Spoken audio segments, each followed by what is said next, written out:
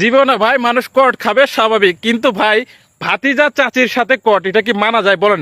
এই ছোট্ট ছেলেটা এই মানুষটার সাথে কট খাইছে ভাই, দেখেন কি একটা অবস্থা ভাই। হ্যাঁ, স্বামী স্ত্রী না। বলছে ভাই চাবিটা দেন, রুম নাম্বারটা দেন, টাকাটা জমা দিছে, কইছে এম কোন ছবিটা সিবিটা দিয়ে দিতেছে কিছু। এরা কি মানে বয়ফ্রেন্ড গার্লফ্রেন্ড? আমার তো মনে হয় ভাই, এটা আপনি জিজ্ঞেস করেন। এই আপনার স্বামী থেকে কোথায়?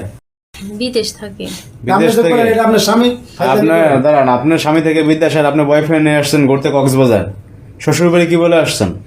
বলছি বাপের বাড়িতে যাব। শ্বশুর বাড়ি বলছেন বাপের বাড়ি যায়, আর এই কক্সবাজার আসছেন বয়ফ্রেন্ড নিয়ে ঘুরতে। হ্যাঁ, আরে আল্লাহ, কেয়ামত মনে হয় অতি নিকটে এসে গেছে। দেখেন এই চাচা আর চাচি যে বয়সে 5 ওয়াক্ত নামাজ পড়ার কথা, আর সেই বয়সে পরকীয়া করতে ধরা খেয়েছে।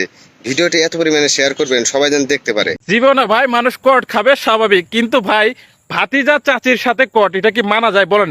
এই ছোট্ট ছেলেটা এই মানুষটার সাথে কট খাইছে ভাই, দেখেন কি একটা অবস্থা ভাই। হ্যাঁ, স্বামী স্ত্রী না। বলছে ভাই চাবিটা দেন, রুম নাম্বারটা দেন, টাকাটা জমা দিছে, কইছে এম কোন ছবিটা সিবিটা দিয়ে দিতেছে কিছু। এরা কি মানে বয়ফ্রেন্ড গার্লফ্রেন্ড? আমার তো মনে হয় ভাই, এটা আপনি জিজ্ঞেস করেন। এই আপনার স্বামী থেকে কোথায়?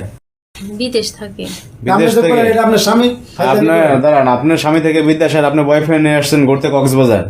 শ্বশুর বাড়ি কি বলে আসছেন? বলছি বাপের বাড়িতে যাব। শ্বশুর বাড়ি বলছেন বাপের বাড়ি যায়, আর এই কক্সবাজার আসছেন বয়ফ্রেন্ড নিয়ে ঘুরতে। হ্যাঁ, আরে আল্লাহ, কেয়ামত মনে হয় অতি নিকটে এসে গেছে।